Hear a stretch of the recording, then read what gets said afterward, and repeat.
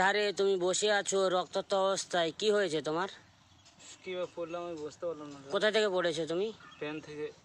Train থেকে? হ্যাঁ, চলন্ত ট্রেন থেকে? চলন্তে। তাহলে তুমি, তোমার বাড়ি কোথায়? দিনাজপুর দাদা। দিনাজপুর মানে? দক্ষিণ দিনাজপুর, উত্তর দিনাজপুর, কোথায়? দক্ষিণ দিনাজপুর স্যার।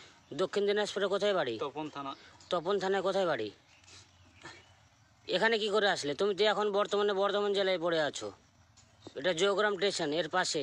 ঠিক আছে, আমি তোমায় দেখতে পেলাম বলে তোমার ভিডিওটা আমি করছি।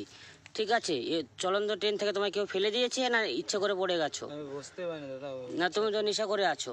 না দাদা আমি না না, তুমি তো মদ খেয়ে আছো, আমি দেখতে পাচ্ছি। আমি নেশা করিনি দাদা।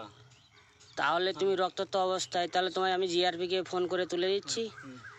ঠিক আছে, তুমি এখানে কি করে এলে? ট্রেন গেল না দাদা এখন। হ্যাঁ, ট্রেন তো গেল, তাহলে তোমার বাড়ি দিনাজপুর, তুমি বর্ধমানে কি করে এলে? কেন এলে? ব্যাঙ্গালোর থেকে আসলাম দাদা। তুমি তো লোকাল ট্রেন থেকে পড়েছো, আমি দেখতে পেয়েছি, আমি ছুটে এসেছি। লোকাল ট্রেন থেকে দাদা। তোমার হাত পা কেটে গেছে, মাথা ফেটে গেছে, রক্তাক্ত অবস্থায়। দাদা একটু বাঁচান দাদা। আমি অবশ্যই তোমাকে বাঁচাবো, সহযোগিতা করব সমস্ত দিক থেকে। ঠিক আছে, এখন তোমার যদি কিছু এর দায়িত্ব কে নেবে? বাঁচান দাদা। কিভাবে পড়লাম? তোমার সঙ্গে আর ব্যাঙ্গালোর থেকে আসছিলে কে ছিল সঙ্গে? কোনো ফোন নাম্বার আছে বাড়ির?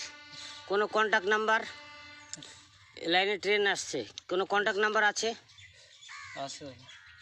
নাম্বারটা দাও, আমি যোগাযোগ করব, অবশ্যই করব। একটু আমার সাইড করুন দাদা। হ্যাঁ, আপনি সাইড, আপনাকে আমি করব, সব কিছু করব। ঠিক আছে, আপনাকে হাসপাতাল ট্রিটমেন্ট সব কিছু করব।